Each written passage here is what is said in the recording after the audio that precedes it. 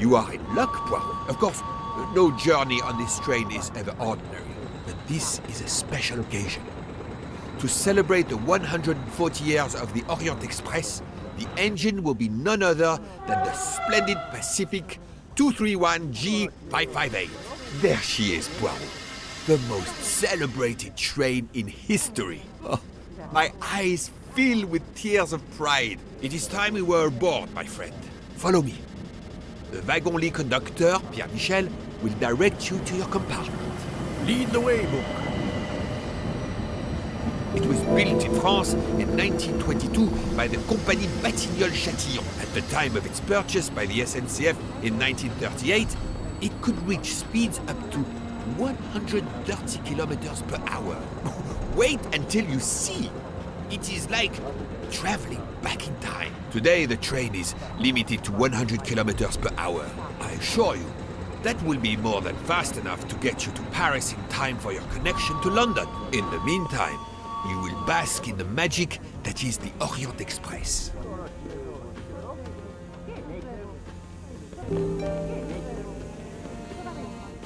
Good evening, monsieur.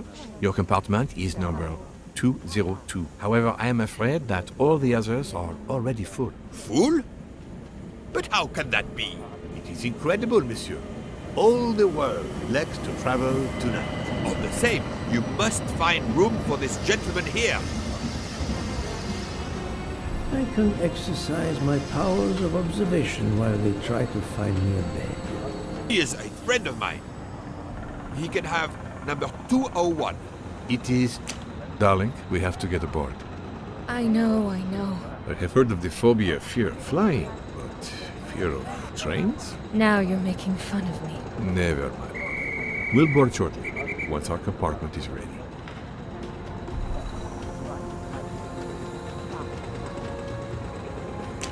Why did you order so much lobster, Hotaru?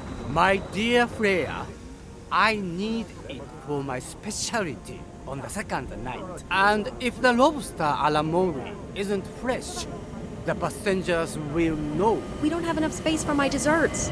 Tonight, milk chocolate cake. Tomorrow, my specialty. That is not my concern. They will not have room for them anyway. Serve your lobster tonight. Chicken a la mori must be the first night dish for the travelers. It is easier to digest. You really are the egomaniac everyone says you are. I have every reason to be.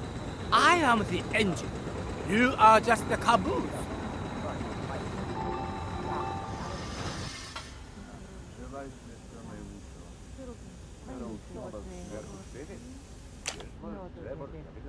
Notice the young woman from the hotel. She again wishes to watch the old man with his little friend, but not to be seen herself.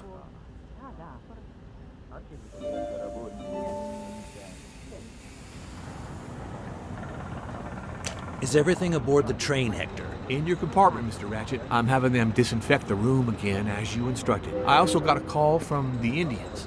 The sale is going through as you expected. There was never any doubt.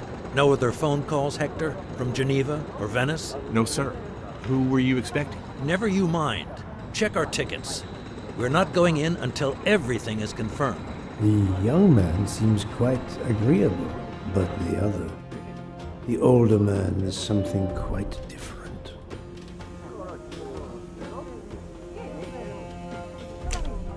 Mary. Not now. Not now. When it's all over, when it's behind us, then.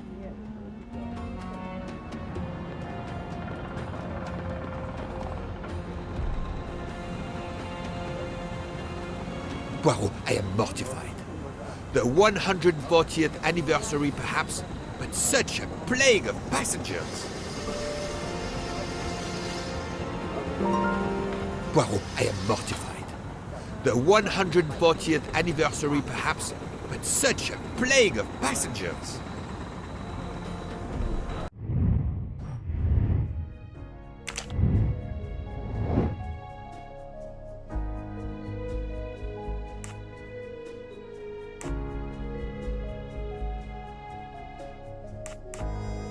Great.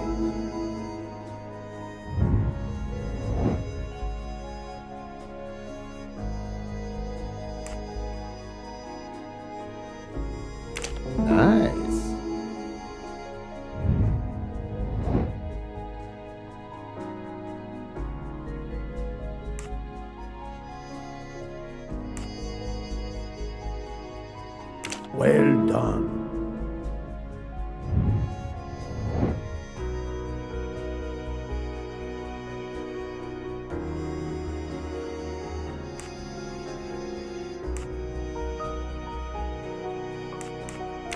Brilliant.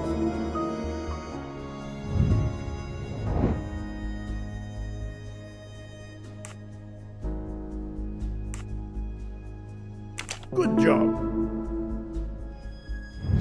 I'm right again. That happens to me a lot.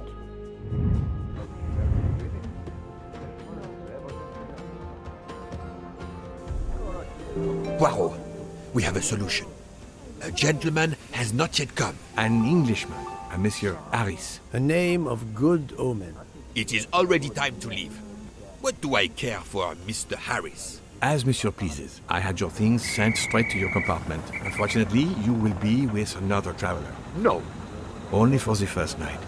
It cannot be helped. I will survive, mon ami.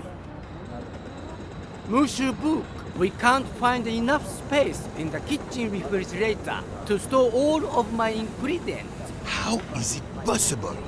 His recipes are extravagant. We need to leave something on the platform. If my lobsters don't go, I don't go. And have the passengers on the Orient Express go hungry? Never!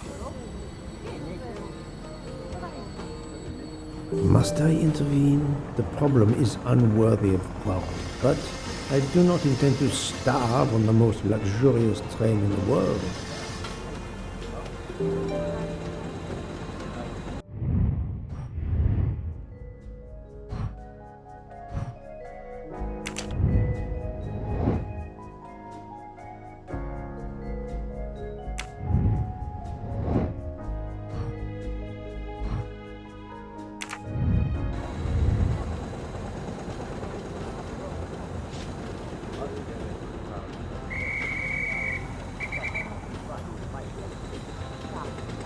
Thank you for coming to help us. It is impossible to fit everything into the Gary's refrigerator. Obviously, my entree are more important than dessert. If Mr. Mori delays his lobsters for a day or two, we can restock at another station. Delay? You ask me to delay?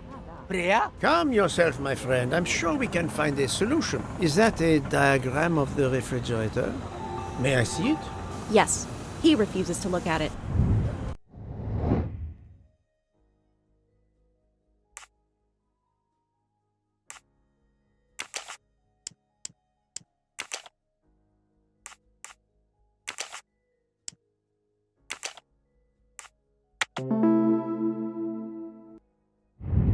Et voilà.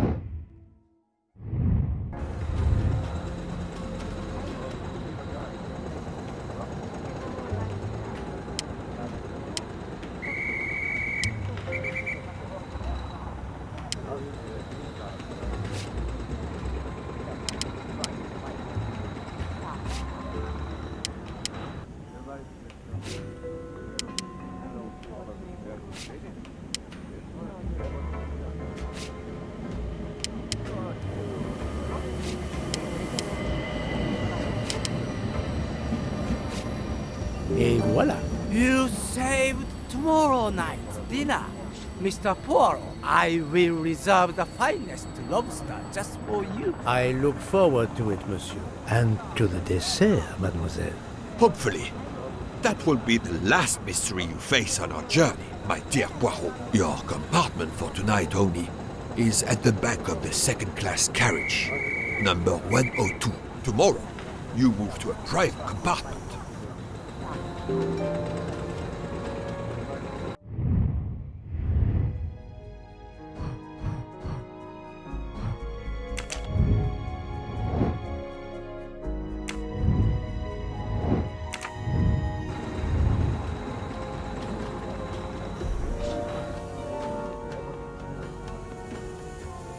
Welcome, Monsieur Poirot.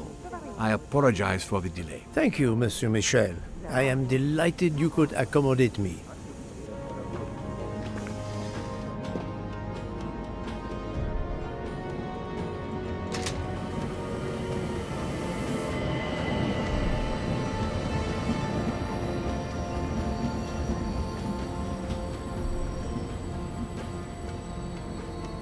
These first-class rooms are very spacious and luxurious.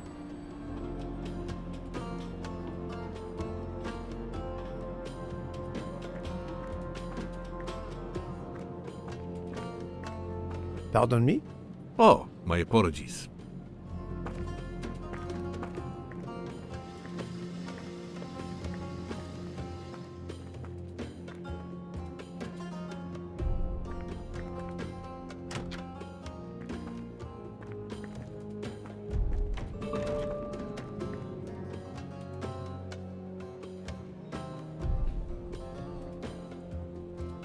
This lady has a style of her own, eccentric but chic.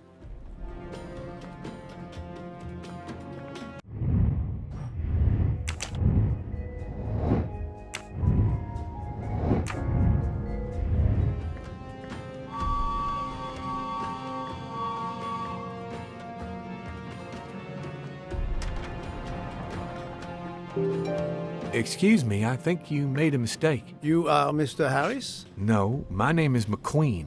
There is no other berth on the train, monsieur. All is arranged. Yours is the upper berth. We start in 1 minute. The train's remarkably full. En voiture! Listen, sir, if you'd rather have the lower berth, easier and all that, well, that's all right by me. No, you are too amiable. It is for one night only, at Belgrade. Oh, I see. You're getting out of Belgrade. Not exactly.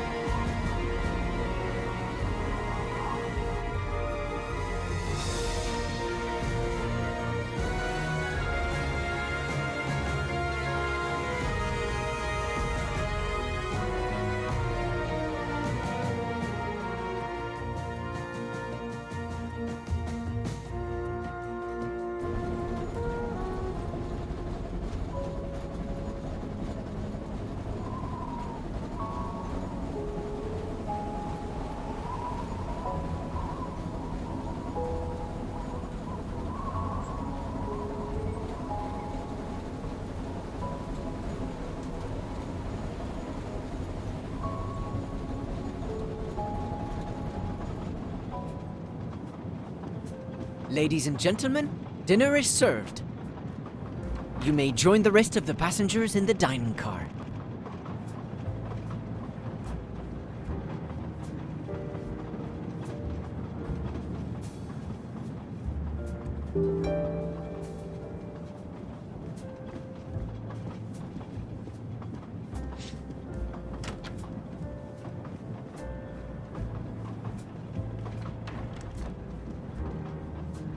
Excuse me, monsieur. Pierre asked me to inform you that a passenger left us, so his room is yours. Monsieur Bouc instructed that your things be transferred to room 202 during dinner. You will be more comfortable in first class. It is true what you say.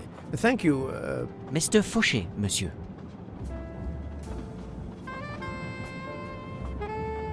I'll leave you to it then. See you soon, monsieur.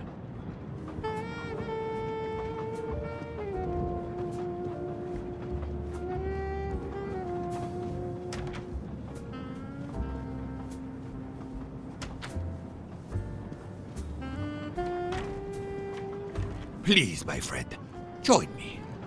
I have taken the liberty of ordering you your lobster. Thank you. It appears our fellow passengers are all gathered here again tonight. Ah.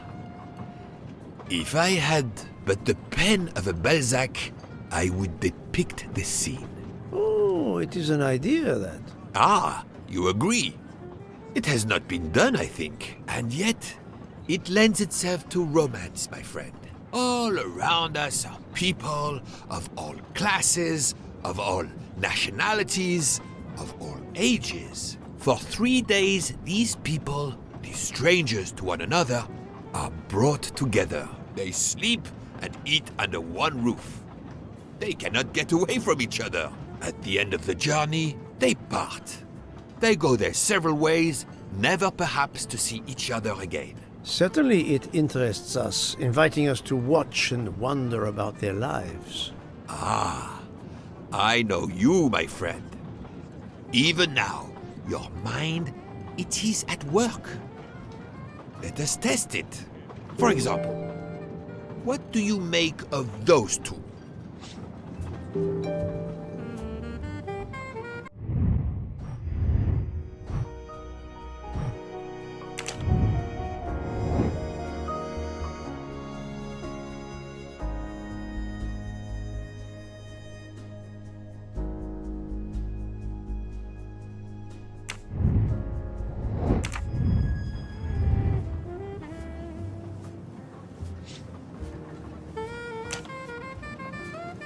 I was visiting my daughter. She works at the American Embassy in Istanbul. I told her she'd never find a husband there. Since I wanted to see Paris on my way home, she told me I should take this high-class train.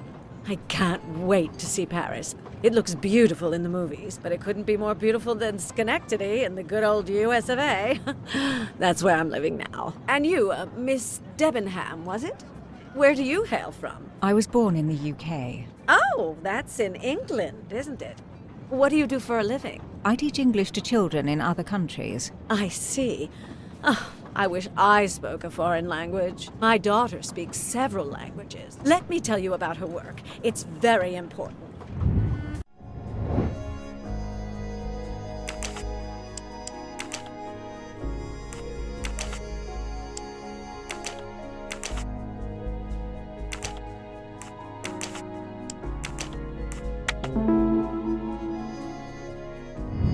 My little gray cells did not let me down.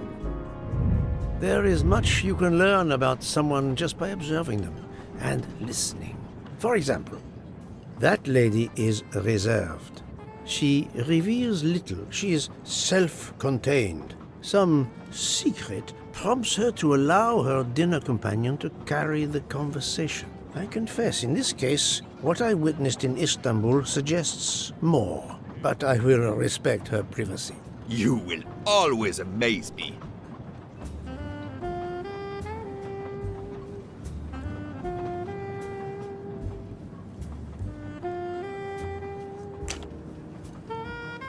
Mamma mia, you can feel the power of our engine. We climb into the mountains with ease. I know something about the power, and this baby has it in spades. There's something special about a train. I'll give you that. I sell toys, and model trains are one of our biggest items. And not just for children either. You sell model cars too? Sure, but give me a train any day. Oh, my friend. What do you have against the cars? Now I work at Fortuna in Italy as a spokesperson. We are producing the next generation of electric cars, the Fortuna Firenze. Like the city, it is beautiful. We got the competitors looking over their shoulders so much, they're going to hit something. Didn't mean to be insulting. It's just that there's something magical about a train.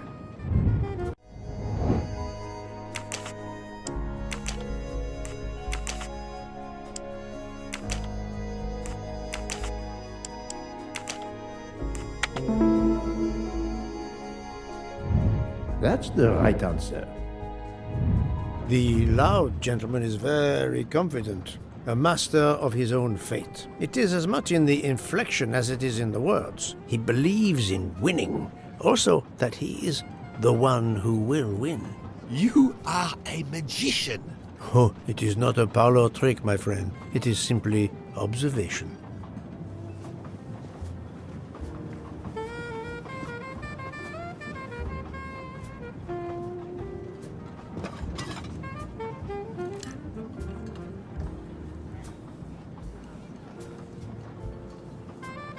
My friend, this is one of the best desserts I have ever eaten.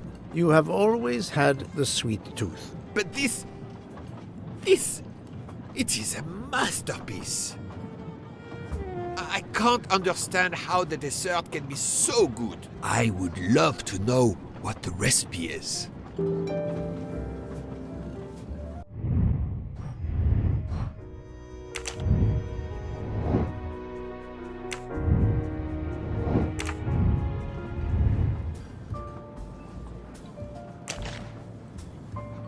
I couldn't tell what flavor the ice cream is.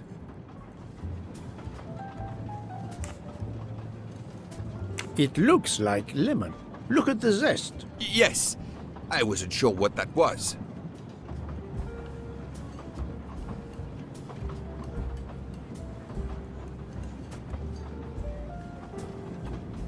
What is the red fruit?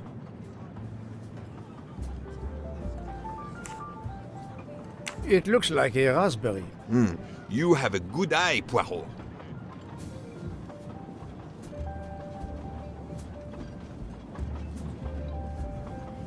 The biscuit is the foundation of the dessert. All else is built upon it. What do you think? It looks like crushed biscuits, my friend. Finely observed, indeed. Poirot, I am embarrassed to ask you a great favor. My friend, I am on this train due to the great favor you have done me. How may I assist you? This dessert is sublime. If only I had the recipe. Unfortunately, the pastry chef, Miss Nielsen, she will guard her secrets. But you, my friend, I am sure you could make her confess. You wish me to persuade the pastry chef to give up her recipe? You who are the expert at interrogation. Book, it is a dessert. It is the pinnacle of desserts. You, my friend, who, as you say, are on this train, I blush to remind you. Fine, you win. Again, what wouldn't I do for you, my friend? Oh, thank you, Poirot. Good luck.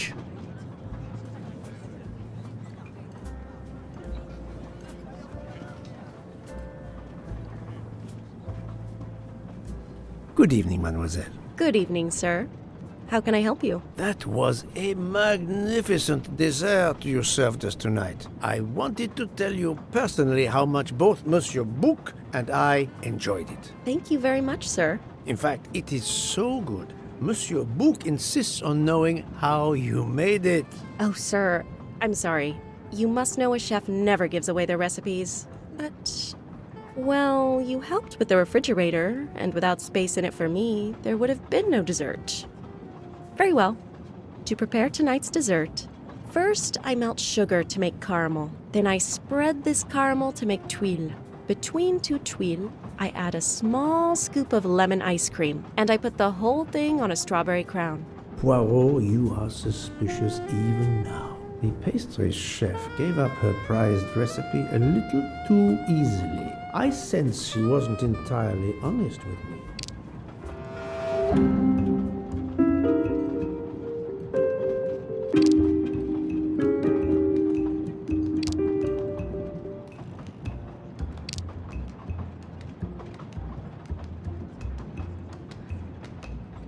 Thank you for sharing your recipe with me, but I doubt those are strawberries you're using. Oops. You have a good eye, Monsieur Poirot. Very well. What fruit do you think I used? You used raspberries, not strawberries. I'm not fooled. You're right. Mr. Bouc, he couldn't tell the difference. Let's move on to the bottom part of the dessert. My favorite part of the dessert. First, I melted some butter. I crumbled pieces of chocolate into the butter. Then I placed the mix in a circular mold. Finally, I let the whole thing cool down to let it harden.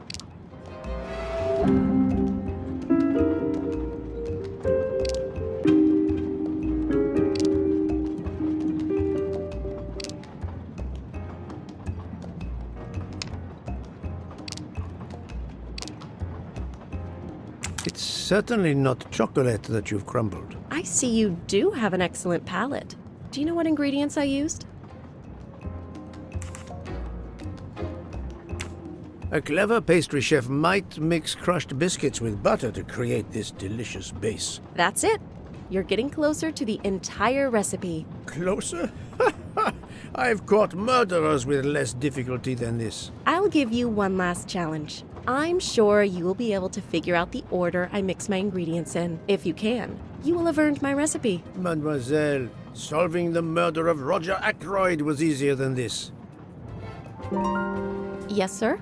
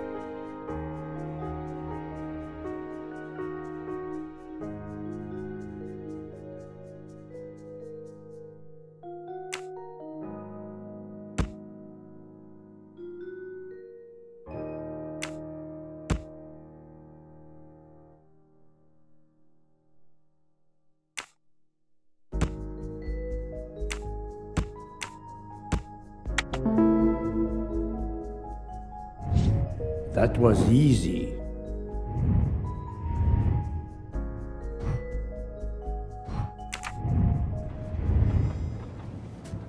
As promised, my recipe is yours. Give me 5 minutes to write it down for you. Thank you. I am in your debt.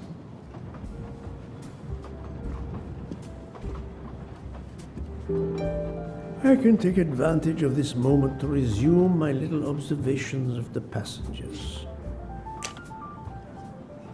I made a lot of progress on the expenses last night, sir. I should be done by tomorrow morning. You're supposed to be a fast worker, Hector. Sorry, sir. Working here is not as comfortable as in our office in Boston. You're lucky to ride in a train like this.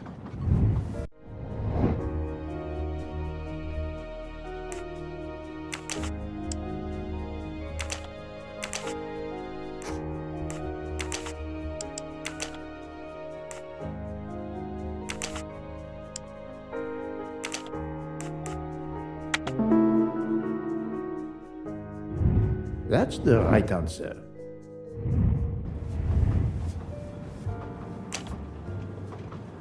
Did you enjoy the meal? I'm not used to meals like this. You do not have good restaurants in Kenya? Actually, we do. This isn't the 1930s. I did not mean to offend. You didn't like the meal? The lobster, it was undercooked, and the potatoes were too dry. I expect, being Princess Dragomirov's assistant, you must be used to eating well. Cooking is an art. You do not need to wear the chef's hat to be an artist. What is your favorite dish? Currywurst. It is a specialty of mine.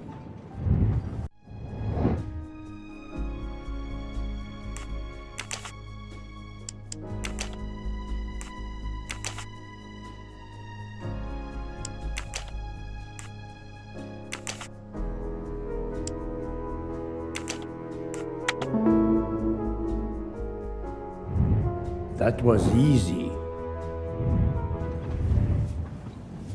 Here you are, sir.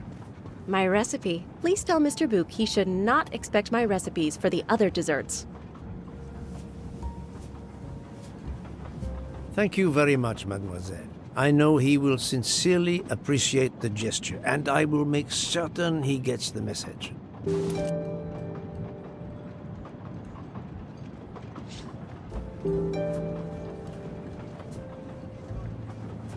Poirot, you were gone such a long time. It proved more challenging than I expected. This is wonderful. Did it require the use of your little grey cells? More the exercise of my little taste buds. Thank you so much, my friend. Eat your dessert. You've earned it.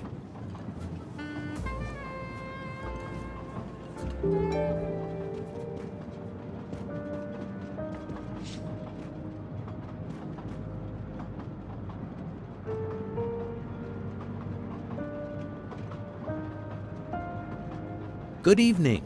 My name is Ratchet. I think that I have the pleasure of speaking to Mr. Hercule Poirot, is that so? You have been correctly informed, monsieur. Your exploits are well known on my side of the Atlantic. In my country, we come to the point quickly. Mr. Poirot, I want you to take on a job for me. Are you interested in earning a lot of money? My clientele, monsieur, is limited nowadays. I undertake very few cases. Why, naturally. I understand that. But this, Mr. Poirot, means big money. Big money.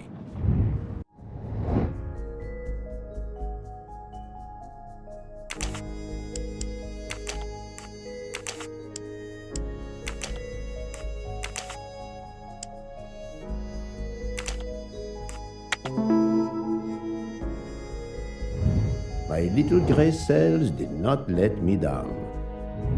What is it you wish me to do for you, Monsieur Ratchet? Mr. Poirot, I am a rich man.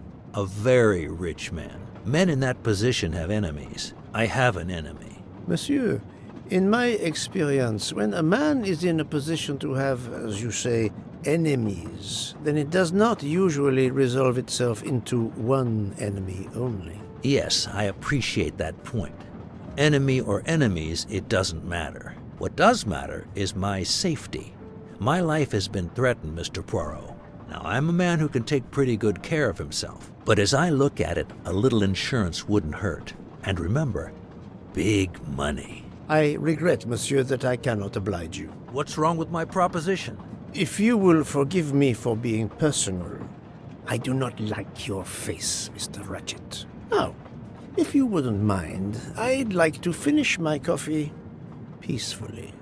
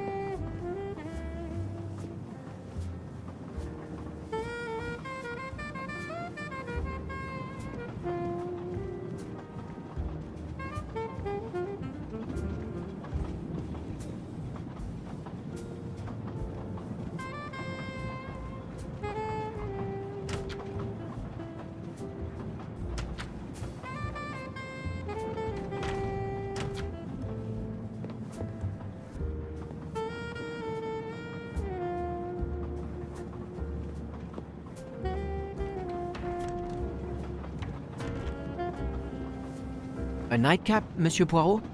A cup of coffee, Monsieur Fauché. Then I will retire to my new compartment. I am sure you will find it to be most comfortable.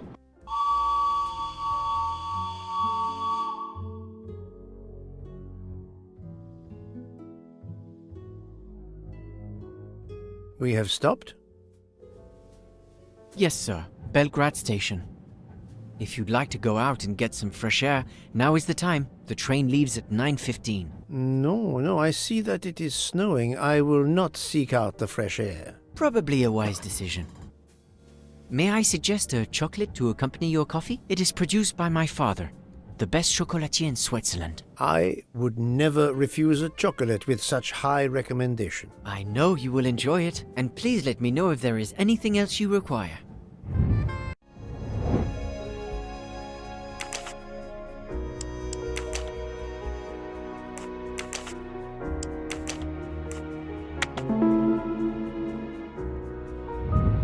Et voilà. Everything was perfect. Thank you very much. My pleasure. Is there anything you require, monsieur? No, merci.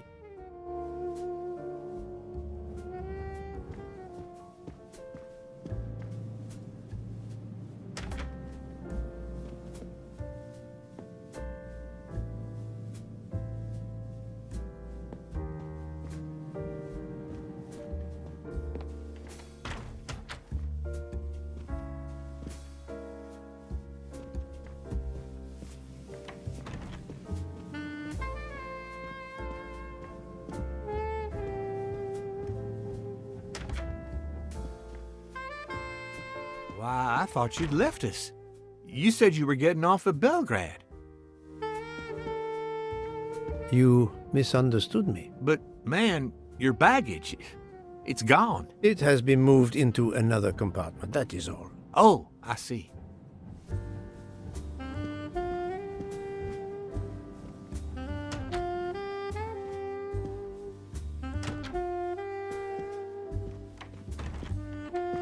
I wish you a good night, Monsieur Poirot. Good night.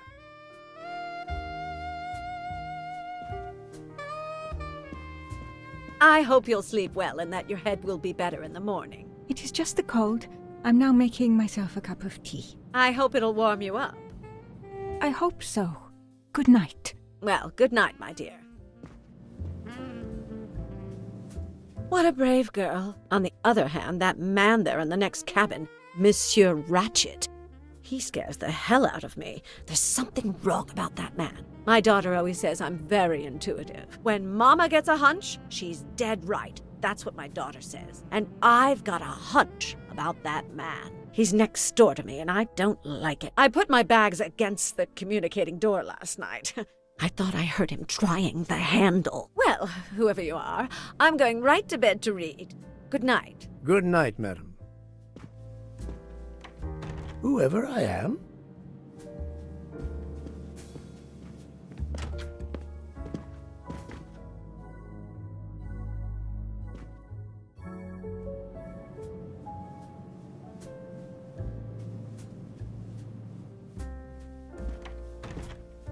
Monsieur Ratchet seems very upset.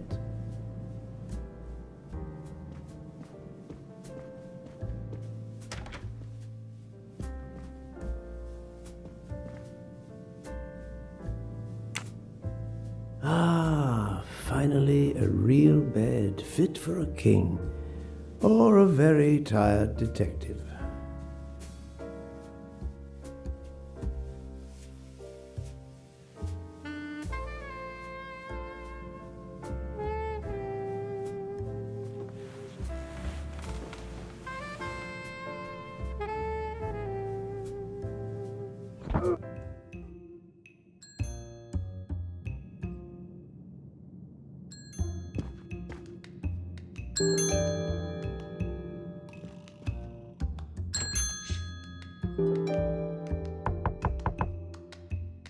Monsieur Ratchet? Ce n'est rien, je me suis trompé.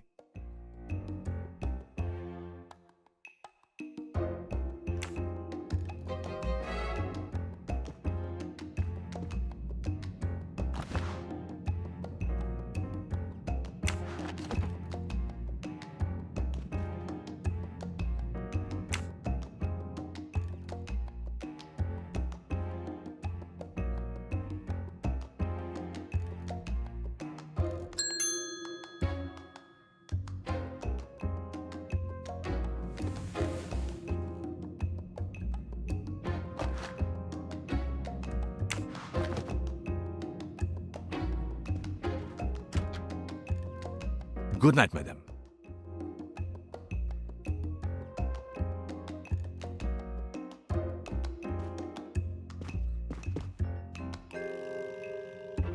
The American lady? Yes, don't worry. You'll know how Mrs. Hubbard is. Imagine to yourself the time I have had with her. She insists, but insists, that there is a man in her compartment. Just imagine it, monsieur. In a space of this size, where would he conceal himself? I argue with her. I point out that it is impossible. She insists. She woke up and there was a man there. And how, I ask, did he get out? And leave the door bolted behind him? But she will not listen to reason. That one does not leave time to listen. The train has stopped, Mr. Michel? We have run into a snowdrift. Heaven knows how long we shall be here. I remember once being snowed in for 7 days. Where are we? Between Vinkovsky and Brod. Oh la la. It's time for me to go back to bed. I wish you a good night, monsieur. Or what is left of it.